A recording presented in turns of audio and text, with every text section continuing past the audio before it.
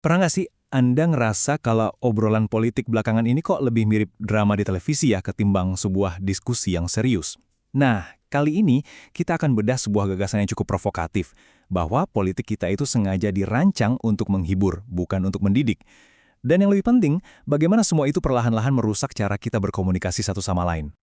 Nah, ini dia intinya. Politik yang seharusnya mencerahkan kita semua malah lebih sering jadi sekedar tontonan. Tujuannya bukan lagi mendidik publik, tapi cuma buat merebut perhatian.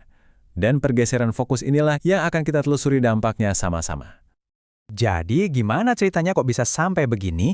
Oke, kita mulai dari gagasan yang pertama, politik sebagai tontonan.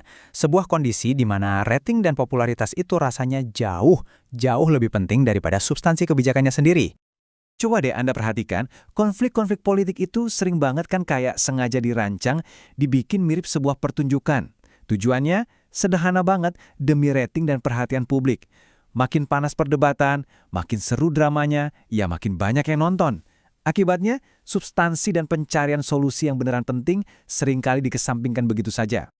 Tentu saja yang namanya tontonan itu pasti butuh panggung, dan panggung utamanya ya media kita yang sudah terlanjur terbelah. Merekalah yang seolah-olah jadi kompor yang menyiram bensin ke dalam api konflik yang sebenarnya sudah ada. Hasilnya apa? Ya, buntu total. Di satu sisi, ada kubu yang ngebela mati-matian, pokoknya nggak boleh ada kritik sama sekali. Nah, di sisi lain, ada kubu yang kerjanya cuma sibuk nyari-nyari kesalahan.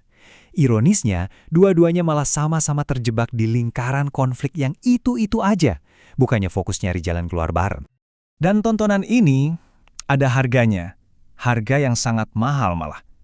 Konsekuensi yang paling berbahaya, munculnya apa yang bisa kita sebut sebagai bahasa kebencian baru, sebuah kondisi di mana hujatan di ruang publik itu sekarang dianggap normal. Hujatan dan makian itu udah nggak jadi hal yang bikin kaget lagi. Udah kayak jadi bahasa sehari-hari. Seolah-olah kita semua ini punya lisensi bebas buat menyerang siapapun yang pendapatnya beda. Akibatnya ya gitu, kesopanan publik kita terkikis habis. Lalu gimana sih kebencian ini bisa disebar? Salah satu taktik yang paling umum adalah dengan menggoreng isu. Maksudnya ambil sebuah topik yang sensitif banget, misalnya intoleransi, terus sengaja dipanas-panasin di media pakai narasi yang memecah belah. Ini bukan kebetulan loh, ini strategi untuk membangkitkan emosi kita semua. Prosesnya seringkali bisa kita tebak.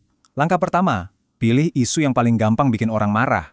Langkah kedua, goreng isu itu di media, bikin perbedaannya jadi makin tajam. Dan langkah ketiga, hasilnya, ledakan emosi publik.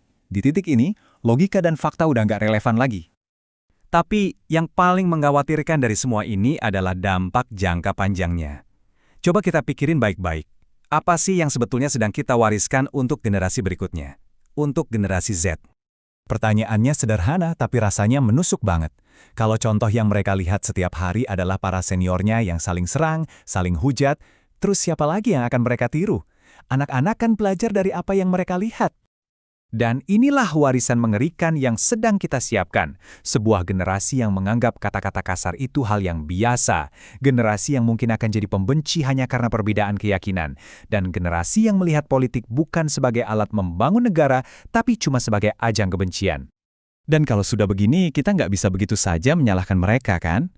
Perilaku mereka itu adalah cerminan langsung dari lingkungan yang kita, generasi yang lebih tua, ciptakan. Mereka adalah produk dari tontonan politik yang kita sajikan setiap hari. Pada akhirnya, kita semua dihadapkan pada sebuah pilihan yang sangat penting.